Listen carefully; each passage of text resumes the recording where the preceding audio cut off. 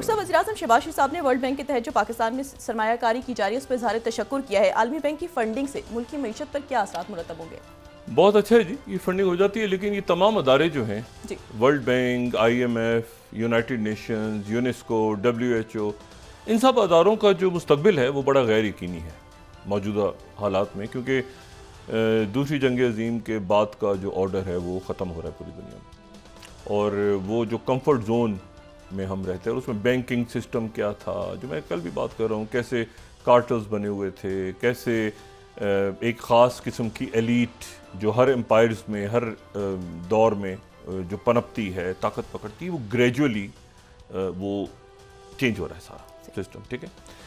और कल जो है वो एक बड़ा तारीख़ी दिन है इस हवाले से कि सऊदी अरेबिया के शहर रियाद में मुलाकात होने जा रही है प्रेसिडेंट ट्रंप की टीम की, और मुलाकात होने जा रही है प्रेसिडेंट पुतिन की टीम की।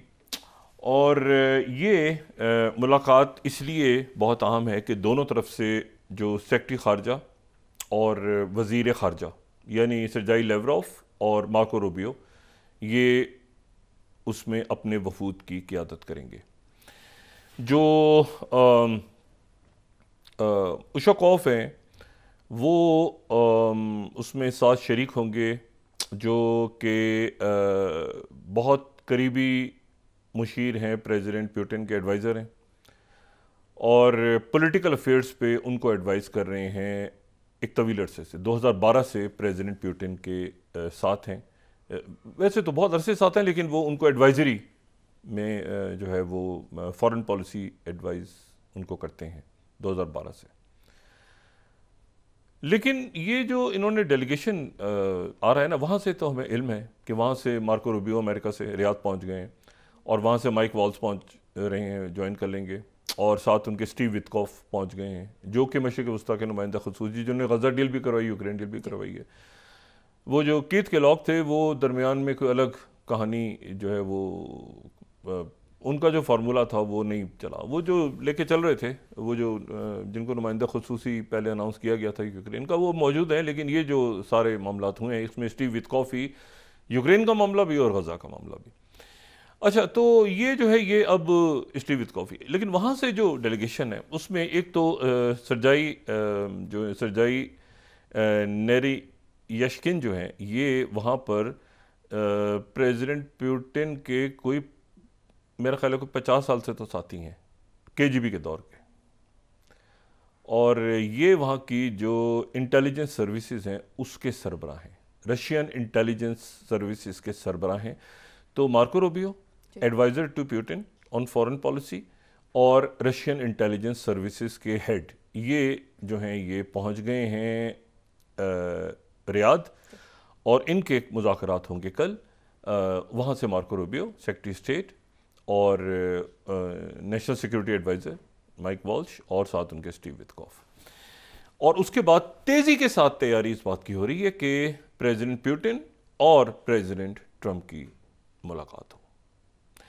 दोनों मुल्कों के जो रहनुमा हैं उनकी आखिरी मुलाकात हुई थी जून 2021 में प्रेसिडेंट बाइडेन और प्रेसिडेंट पुतिन की जंग शुरू होने से पहले, लेकिन वो मुलाकात ज़ाहिर है कि नाकाम इसलिए हो गई थी कि बाद में फिर वो मामलात जंग की तरफ चले गए थे, और किसी अमेरिकी सदर और रशियन प्रेसिडेंट की मुलाकात नहीं हुई। लेकिन तब की मुलाकात और इस मुलाकात में बहुत फ़र्क है।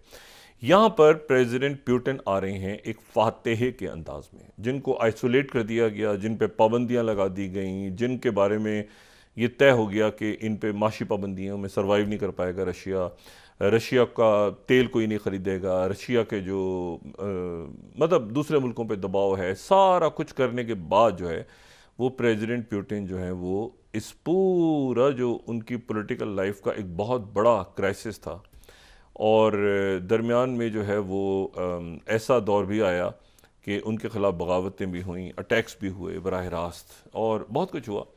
लेकिन ये कि वो इन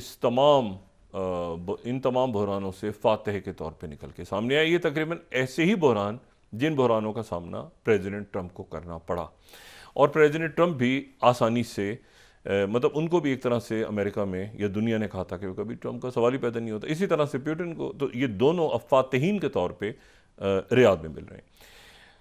सऊदी अरेबिया की अहमियत ज़्यादा बढ़ गई है। प्रेसिडेंट ट्रंप जब अपने पहले दौर में सऊदी अरेबिया आए थे तो उस वक्त 2017 में तो इस्लामी एक वहाँ समिट हुई थी, मुख्तलिफ अरब मुल्कों के लोग आए थे, वहाँ पे रहनुमा आए थे, शरीक हुए थे। लेकिन उसके बाद एक तलखी पैदा हो गई थी और कतर के ताल्लुकात ख़राब हो गए थे बाकी मुल्कों के साथ। वो ताल्लुकात जो हैं वो कतर के ख़राब ही रहे प्रेसिडेंट ट्रंप के, जो ट्रंप 1.0 के काफ़ी अरसे तक।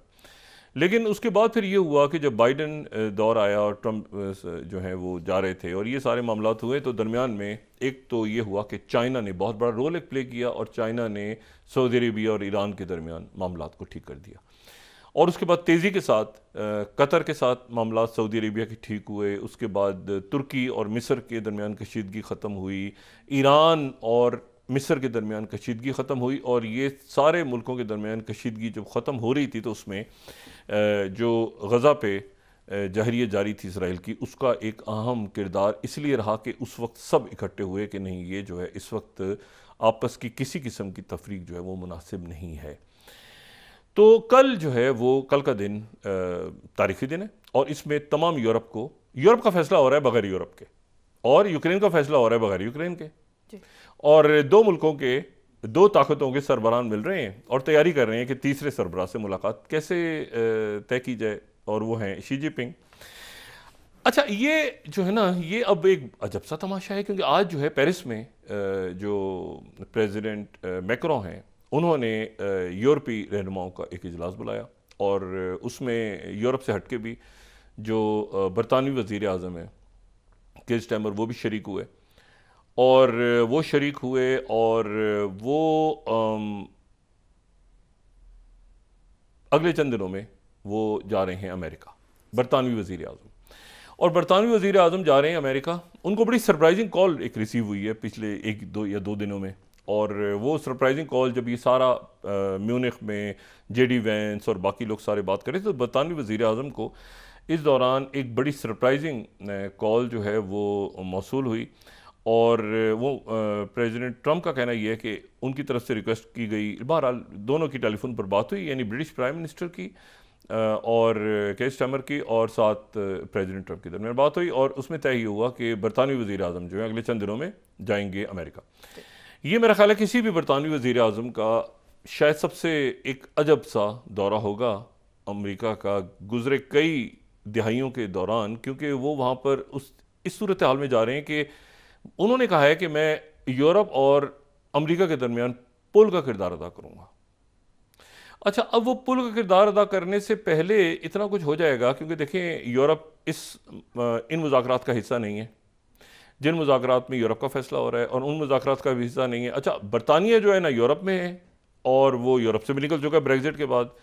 बरतानिया इस पूरे बहरान की सबसे ज़्यादा अगर कहीं हीट आने वाले दिनों में जो मार्केट्स हैं और जो मुख्तलिफ बातें हो रही हैं उसमें सबसे ज़्यादा जो हीट से मुराद ये है कि जो दबाव या प्रेशर आएगा वो बरतानिया पे आएगा, बरतानिया की इकॉनमी पे आएगा, मईशत पे आएगा, जॉब्स पे आ सकता है, बाकी मामलात पे आ सकता है। क्योंकि बरतानिया जो है वो कोशिश अलग से करेगा कि हम पे वो टैरिफ्स ना लगाए जाएं जो यूरोप पे लगाए जा रहे हैं, तो वो अपनी बात भी करेगा लेकिन साथ उसने यूरोप की बात भी करनी है। तो एक बड़ा ट्रिकी से मामलात हैं जो बरतानिया की मौजूदा क़यादत को के सर पे हैं इस वक्त, वो कैसे आगे उसको लेके चले।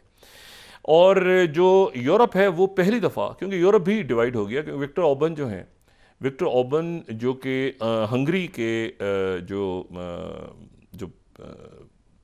जो सरबराह हैं, उनका ये कहना है कि ये जो हंगरी टुडे, अगर मैं फर्स्ट कोट कर रहा हूँ आज number 1 slide, Russian Ukrainian war is not about Ukraine but NATO enlargement, ये विक्टर ऑर्बन। तो बात वही है कि हंगरी भी तो यूरोप का हिस्सा है ना, तो मशरकी यूरोप जो है वो सबसे ज़्यादा वो दबाव महसूस कर रहा है, क्योंकि वो फिर दोबारा से रशिया के स्फीयर ऑफ इन्फ्लुएंस में जा रहा है। यानी आप उसी जो कल मैंने बात की थी कि वार्सा की जो लाइन सोवियत यूनियन उस वक्त स्टालिन ने कही थी कि ये हमारा स्फीयर ऑफ इन्फ्लुएंस होगा, आप इधर मत आइएगा। तो जब नेटो की यानी जब ये कह रहे हैं कि यूक्रेन को नेटो की मेंबरशिप ही नहीं देनी और वहाँ पर जितने हिस्से चले गए वो चले गए, वापस नहीं मिल सकते और वो हिस्से आगे बढ़ते जा रहे हैं। रशिया वो आगे हिस्से बढ़ाता जा रहा है।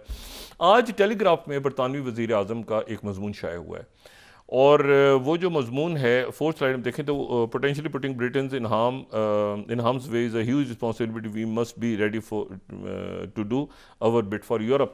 उसमें उन्होंने ये कहा है कि बरतानिया जो है वो अपने बूट्स ऑन ग्राउंड रखेगा, यानी अपने फ़ौजी वहाँ पे हिफाजत के लिए भेजेगा यूक्रेन में।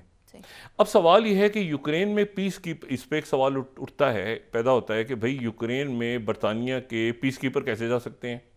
पीस कीपर्स तो होते हैं किसी न्यूट्रल फोरम के, यानी पीस कीपर तो अक़वाम मुत्तहिदा के हो सकते हैं ना, या पीस कीपर जो है ऐसे हो सकते हैं जिनमें जो दोनों पार्टीज एग्री कर जाएं। तो बरतानिया जो है उसने कमिट कर लिया है आज कि भाई हम अपने पीस कीपर्स भेजेंगे और पीस कीपर्स हमारे जो हैं वो वहाँ पर जो है वो मौजूद होंगे यूक्रेन में।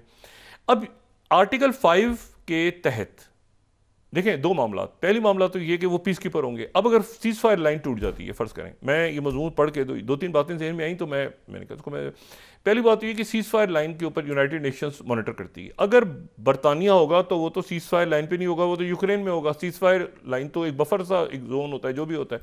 अगर वो सीज फायर लाइन टूटती है, हमेशा टूट जाती है, खिलाफ वर्जी हुई, ये हुआ, सीज फायर लाइन बड़ी एक या तो परमानेंट बॉर्डर बन जाए ना। सीज फायर लाइन एक हमेशा जो है ना बड़ी एक कन्फ्यूजन सा उस पर रहता है कि भाई ये क्या कोई इल्ज़ाम लगा रहा है उसने तोड़ी है, इज्जत तोड़ी है तो तोड़ी। एनीवे तो ये सीज फायर लाइन के ऊपर बरतानिया होगा। सीज फायर लाइन टूटती है तो बरतानिया क्या करेगा? क्या बरतानिया खामोशी से देखता रहेगा या जंग में एंगेज हो जाएगा? आर्टिकल 5 के तहत नेटो का मेंबर नहीं है यूक्रेन, तो यूक्रेन के ऊपर अगर हमला होता है तो क्या बरतानिया या कोई भी यूरोप का मुल्क जो है वो आर्टिकल 5 के तहत पाबंद नहीं है? नेटो तो वैसे ही अभी एक अजीब से फेज में चला गया ना नेटो। ये मैंने कहा ना सारे ये जो है ना USA, NATO, world bank, IMF, इनका क्या मुस्तकबिल है अभी किसी को नहीं पता, क्योंकि अब आगे जाके शेंगन वीज़े फलाना ये सारे अब आगे कमिंग डेज के अंदर यूथल पुथल होने जा रही है। और एंटी इमिग्रेंट्स चूँकि वहाँ पे पार्टीज़ आ रही हैं उनके लिए भी बहुत बड़ा सवाल है, क्योंकि वो अगर एंटी इमिग्रेंट पार्टीज़ भी आती हैं और वो कह रही हैं कि हम तो ट्रम्प के करीब हैं और पुतिन के करीब हैं, तो फिर उसके बाद यूरोप की इकॉनमी कैसे ठीक? असल मसला तो ये है कि यूरोप की इकॉनमी कैसे ठीक होगी, क्योंकि ट्रम्प ये कह रहे हैं कि भाई यूरोप के लोगों अगर अच्छा कारोबार करना है तो अमेरिका आ जाओ और टैरिफ से बचना है तो भी अमेरिका आ जाओ। तो वो यूरोप के लोगों को अमेरिका बुला रहे हैं। तो यूरोप की जो बिजनेस जिन्होंने यूरोप में सेट किए हुए हैं या यूरोप में जिन्होंने, तो वो क्या यूरोप में रहेंगे या वो अमेरिका चले जाएंगे? प्रेसिडेंट ट्रम्प तो ये कह रहे हैं कि हम यूरोप पे टैरिफ डाल रहे हैं, अच्छा अगर टैरिफ फ्री बिजनेस लाना है तो यूरोप को भी छोड़ो और अमेरिका जाओ। तो ये एक यूरोप जो है एक बहुत बड़े, आप समझें कि इस वक्त वहाँ पे सोच विचार जारी है कि क्या करना है, और उसमें चाहे वो हुक्मरान जमातें हों या वो अपोजिशन पार्टीज हो सारी, क्योंकि ये एक लॉन्ग टर्म में है ना कि बिजनेस ही यहाँ से उठ के वहाँ तो टैरिफ क्या देखिए ना, ये अगर राइट विंग पार्टीज आ जाती हैं तो ये जो कि ट्रम्प के करीब हैं तो ये तो टैरिफ तो नहीं ख़त्म करवाएंगी ना। तो एक अजीब सा आप समझ लें कि उथल पुथल सारी दुनिया का जो मैं कह रहा हूँ नक्शा ये सारा तब्दील होने जा रहा है और आगे सिस्टम्स क्या होंगे हम नहीं जानते। अच्छा, ये जो एक शख्सियत का जो नाम है ना वो बड़ा कम डिस्कस होता है, उनका नाम है जेफरसन डेविस। ये जेफरसन डेविस जो हैं ये 1808 में ये पैदा हुए और 1879 में इनका इंतकाल हुआ। ये तारीख का एक बड़ा किरदार है जेफरसन डेविस। अभी उनकी तस्वीर शायद हम ये हैं। अच्छा, ये जो है ये मैं इस तरह से आपको बताऊं कि ये कुछ तारीख ऐसी है जो तारीख बहुत ज़्यादा डिस्कस नहीं होती, जिसको ज़रा हौले हौले रखा जाता है। उसमें से एक किरदार ये भी है। हुआ ये कि अमेरिका जो है यूनाइटेड स्टेट्स ऑफ अमेरिका, अभी आप सुने 2 मिनट 3 मिनट की कहानी तो आपको अजीब लगेगी कि ऐसा भी हो सकता है। यूनाइटेड स्टेट्स ऑफ अमेरिका में सिविल वॉर हो गई, ठीक है, जो 1860 में, ज़्यादा पुरानी बात नहीं है, 1860 यानी 19वीं सदी, यानी जब यहाँ पे 1857 तो वहाँ 1860 में वहाँ पे जो है वो अमेरिकन इलेक्शन हुआ। अमेरिकन इलेक्शन में जीत गए जनाब इब्राहिम लिंकन, जो कि रिपब्लिकन पार्टी के थे। कौन सी रिपब्लिकन पार्टी? जिससे ट्रम्प है, इसीलिए इन्होंने लिंकन बाइबल के ऊपर हलफ उठाया था। अच्छा, अब ये हुआ कि इब्राहिम लिंकन जीत गए, लेकिन इब्राहिम लिंकन जो जीते तो उनका जो नारा था इलेक्शंस में वो ये था कि मैं अमेरिका से ग़ुलामी को ख़त्म करूँगा। जो स्लेवरी है वो बहुत ज़्यादा चूँकि फैली हुई थी तो उन्होंने कहा मैं ख़त्म करूँगा। उन्होंने कहा मैं ख़त्म करूंगा, तो उसके ऊपर जो उन्होंने ऐलान तो कर दिया। अच्छा, अब यह हुआ कि अमेरिका की 13 रियासतों में बगावत हो गई, क्योंकि जो नॉर्थ की रियासतें थी, अमेरिकन सिविल वॉर हम पहले भी डिस्कस करते हैं, दोबारा एक दफ़ा इसको दोहरा लेते हैं। तो जो ऊपर की जो नॉर्थ की रियासतें थी ना, वो सनती हो गई थी, तो वहाँ पे बहुत ज़्यादा स्लेव्स की ज़रूरत नहीं थी। जो जनूब की रियासतें थी, वहाँ पे कॉटन और ख़ास तौर पे कॉटन और बहुत सारे दूसरे जो मामला थे उनके लिए जो खेत वेत थे वहाँ पे, तो वहाँ पे ज़रूरत थी कि वो जो है वो अगर हम मैप दिखाएं तो मैप में बड़ा क्लियर है कि साउथ और नॉर्थ के दो हिस्से बन गए थे, दो रियासतें आ गई थी। अच्छा, तो उसमें यह है कि अब ये हुआ कि जो नॉर्थ की जो रियासतें हैं उनके खिलाफ बगावत कर दी साउथ की रियासतों ने, और साउथ की रियासतें जो हैं अगर हम देखें इसमें तो 11 रियासतें हमें नज़र आती हैं। जो साउथ की रियासतें थीं उन रियासतों ने बगावत कर दी। वो कहते थे कि हमें तो गुलाम चाहिए, हमारे यहाँ तो काम ही नहीं चल सकता, आपके यहाँ सनतें बन गई तो क्या हो गया, हमारे यहाँ तो गुलामी लाजिम है। अब यह हुआ कि वो जब साउथ की रियासतों ने बगावत कर दी तो खाना जंगी हो गई।